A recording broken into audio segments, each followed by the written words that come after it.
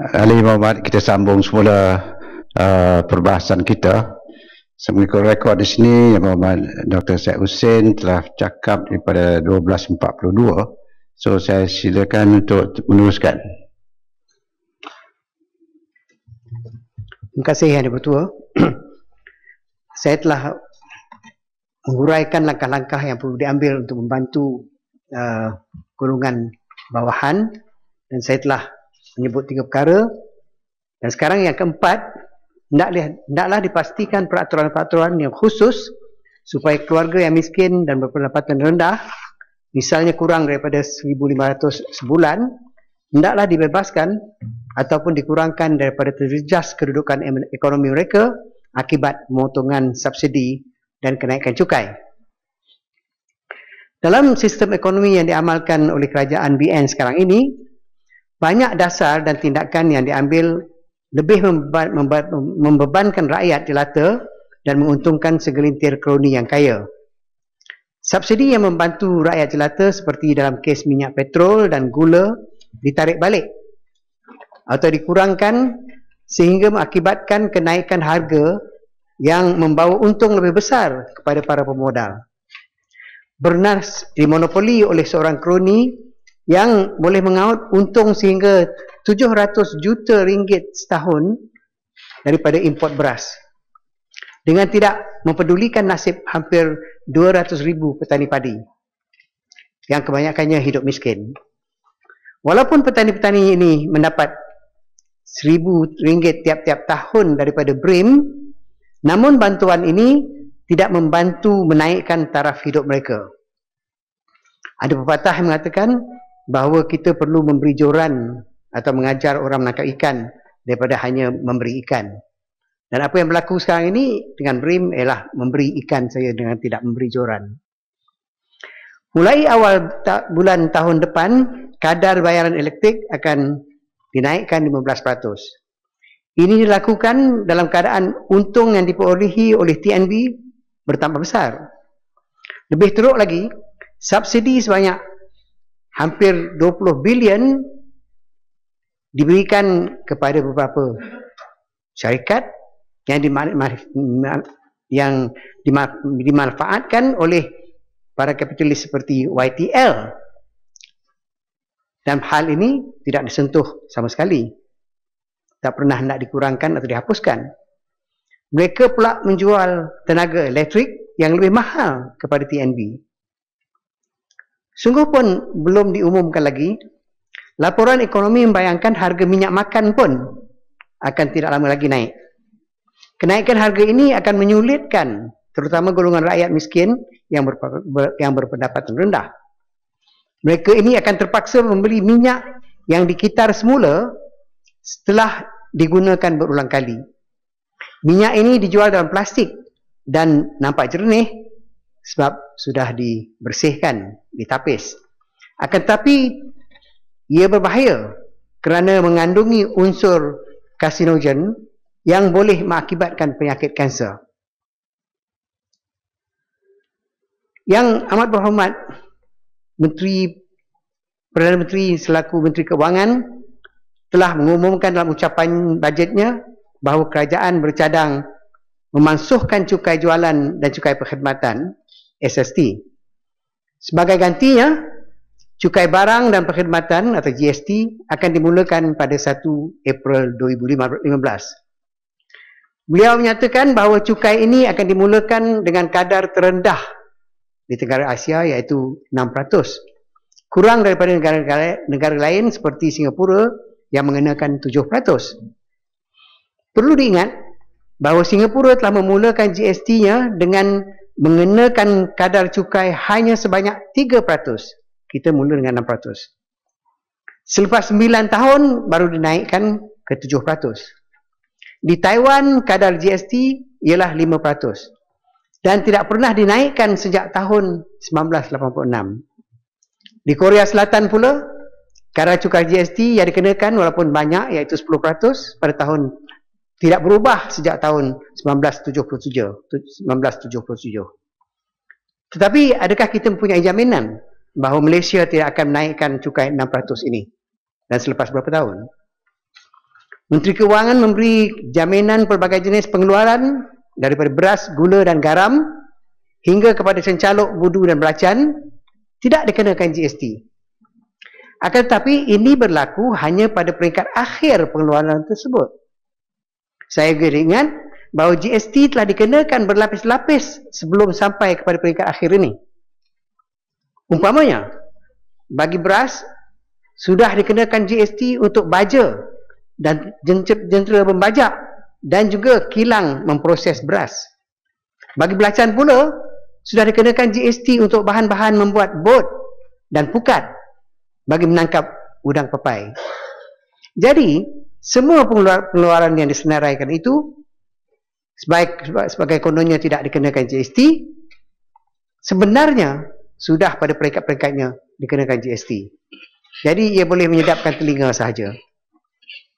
Nampaknya, tujuan GST ialah untuk meluaskan base cukai, mencari alternatif lain sebagai sumber cukai dan mengurangkan defisit. Akan tetapi, ia boleh pula menimbulkan beberapa akibat buruk. GST merupakan cukai berbentuk regresif. Artinya, ia membebankan kesan lebih berat kepada golongan miskin dan berpendapatan rendah daripada yang kaya.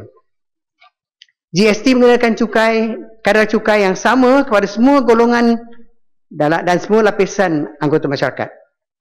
Di bawah GST, golongan berpendapatan rendah di bawah pendapatan tertentu dibebaskan daripada di bawah SST, golongan berpendapatan rendah di bawah pendapatan tertentu dibebaskan daripada cukai pendapatan.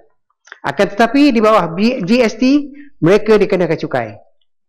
Pada masa yang sama, kadar maksimum kini 26% bagi mereka yang berpendapatan tinggi,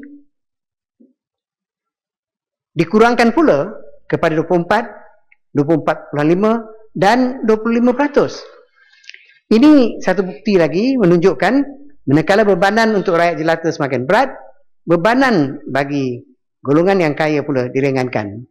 Sistem cukai ini sebenarnya berbentuk regresif. Ada akibat buruk yang mungkin muncul daripada akibat buruk daripada GST. Antaranya ialah bertambahnya korupsi, melebarnya jurang pendapatan dan naiknya harga barang. GST mempunyai potensi sebenarnya untuk menjadi satu sistem yang baik. Dan ini kami akui.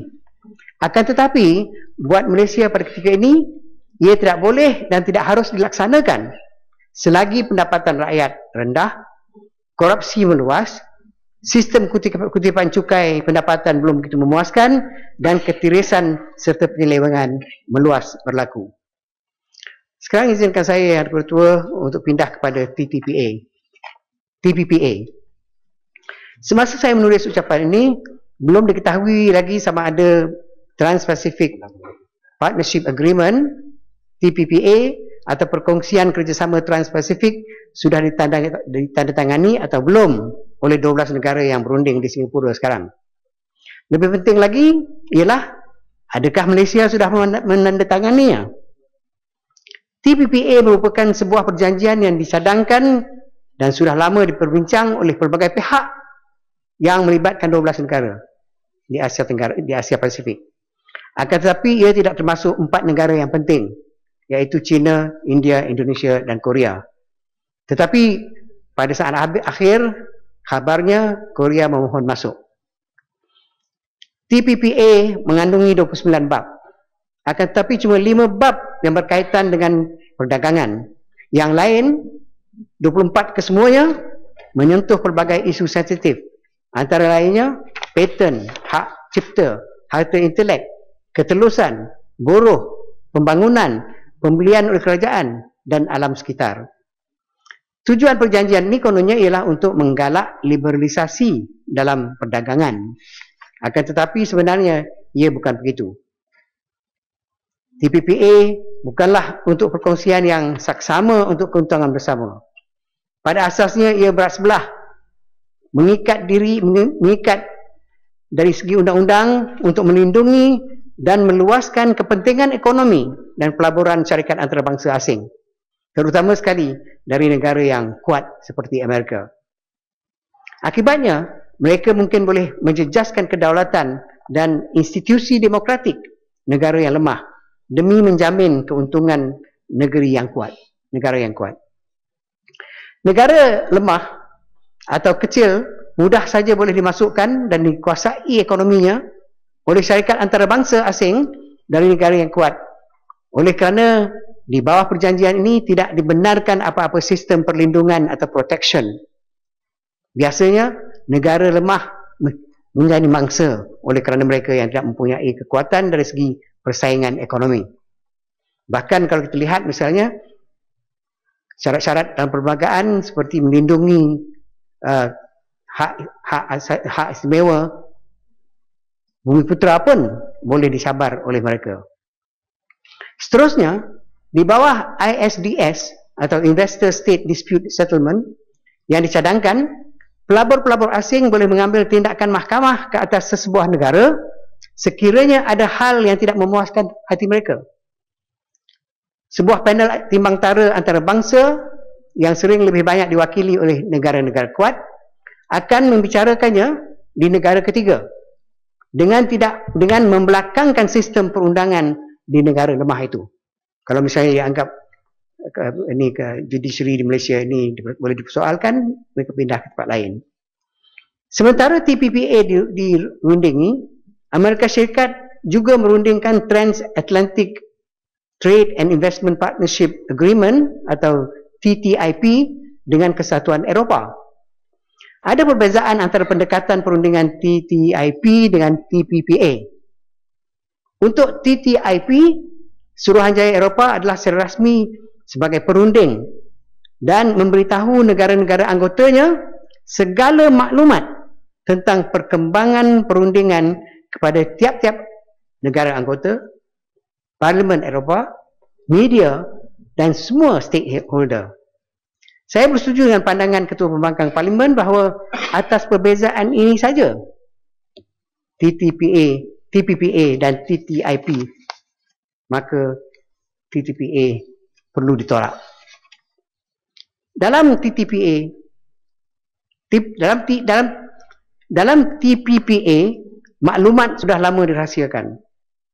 Walaupun pihak Amerika membocorkan maklumat kepada ramai stakeholder mereka, akan tetapi pihak Kementerian Perdagangan Antarabangsa Malaysia bagi pihak negara ini merahsiakan segalanya.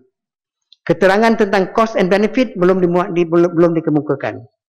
Menteri Berkenaan telah berjanji satu masa dulu hendak memberi penjelasan kepada Senat. Tetapi hingga kini janji itu tidak dipenuhi. Adakah jaminan bahawa Parlimen akan diberi peluang membahaskan TPPA ini sebelum ia ditandatangani? Jaminan ini pun kita belum dengar lagi. Nyata sekali, TPPA boleh mencabar kedaulatan negara-negara seperti Malaysia. Ia merupakan satu bentuk penjajahan yang baru yang boleh menakluki kepentingan Malaysia dari segi ekonomi dan juga lain-lain bidang seperti perundangan. Dengan kuasa yang ada padanya, negara kuat boleh memastikan pemerdagangan dan harga barang yang hendak dijualnya. Misalnya, di bawah TPPA, ubatan generik yang lebih murah dan biasanya dikeluarkan oleh negara lemah tidak dibenar untuk dijual. Ini pasti akan mengakibatkan harga ubatan lebih tinggi. Yang menanggung bahan beratnya tentulah golongan miskin berpendapatan rendah. Nampak jelaslah bahawa jika GST merupakan sistem percukaian dalam negara yang boleh membebankan rakyat jelata, TPPA pula merupakan perjanjian perdagangan antarabangsa yang mengakibatkan bebanan ke atas golongan yang sama. Kedua-duanya menunjukkan bahawa bagi soalan belanjawan dan pembangunan, untuk siapa? Jawapannya bukanlah untuk rakyat jelata yang miskin dan berpendapatan rendah.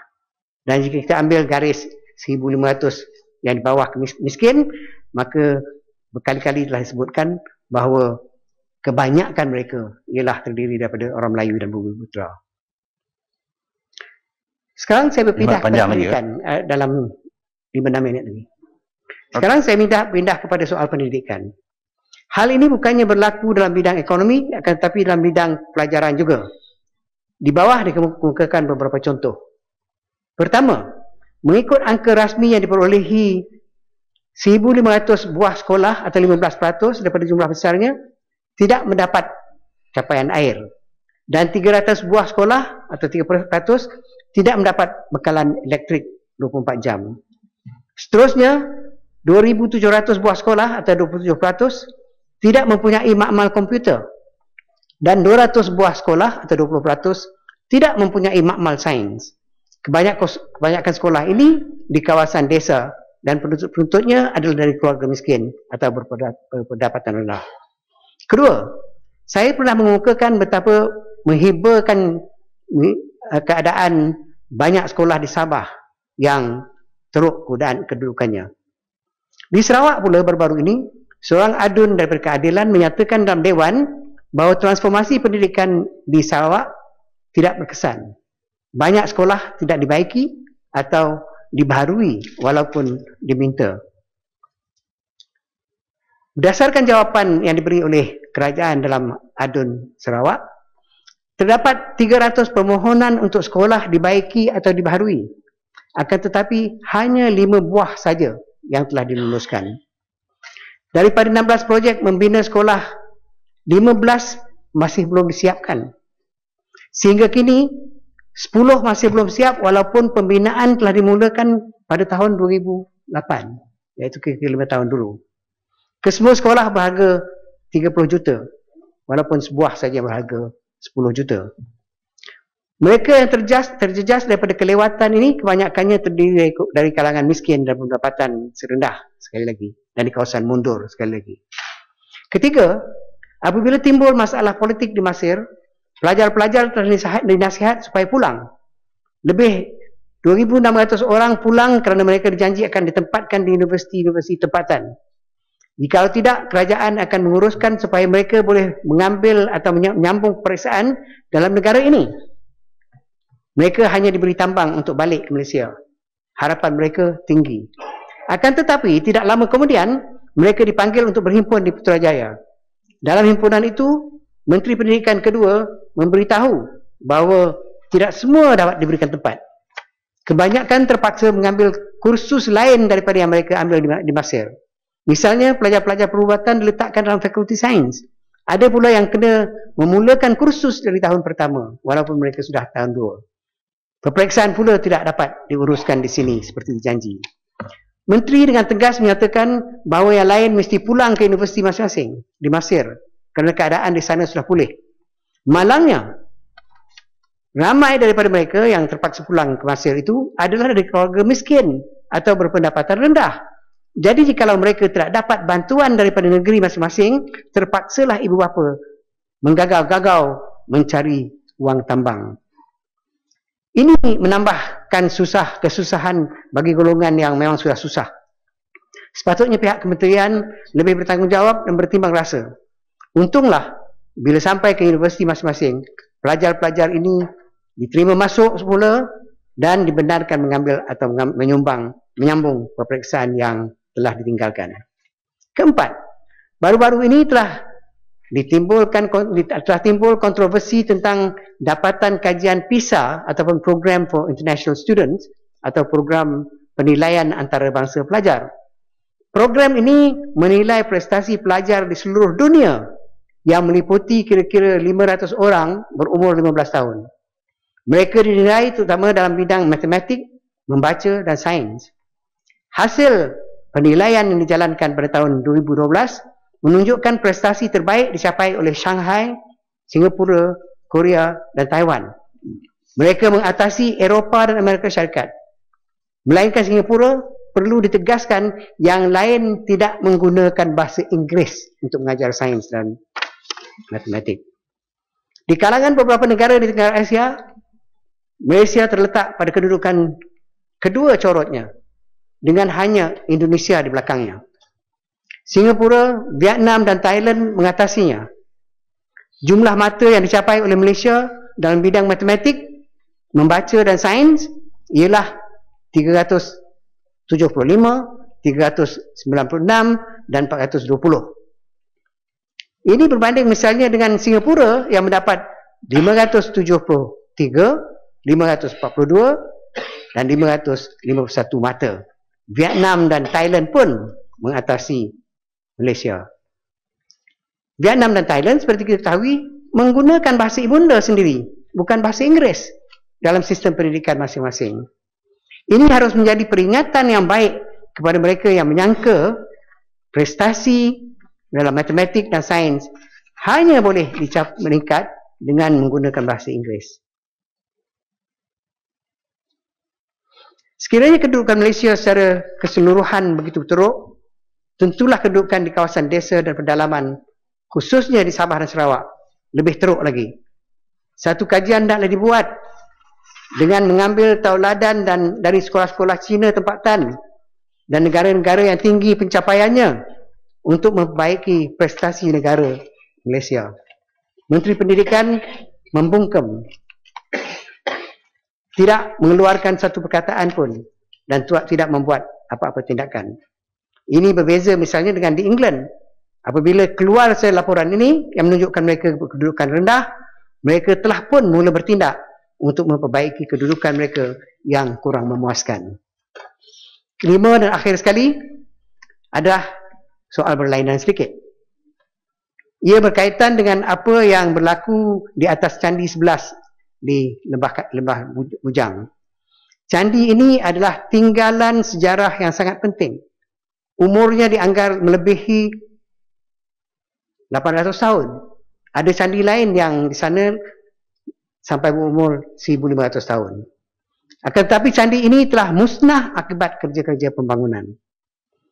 Pada 13 hari bulan 12 2011, saya telah mengemukakan soalan dalam dewan ini mengenai Lembah Bujang.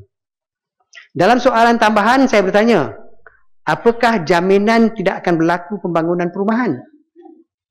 Timbalan Menteri Komunikasi dan Kebudayaan waktu itu yang Berhormat Datuk Maglina de Cruz menjawab dengan caranya tersendiri, sebenarnya kita akan membeli kawasan-kawasan sebelah kerana tidak kena campur dengan tanah yang kita luaskan untuk arkeologis buat kerja.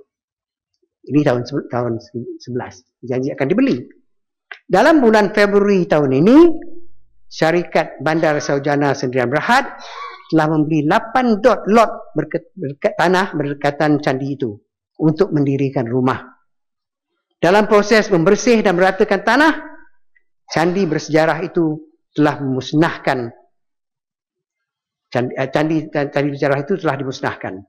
Sangat menyedihkan bahawa pihak berkuasa kelihatan mengutamakan modal dan untung lebih daripada tinggalan sejarah yang begitu bernilai, yang boleh dijadikan asas kita mengenal sejarah melalui pendidikan yang seimbang.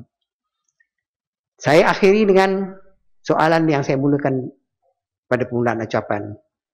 Pembangunan untuk siapa dan untuk siapa? Terima kasih. Terima kasih, Yang Berhormat. Sekarang saya persilakan Yang Berhormat Dato' Abdul Rahim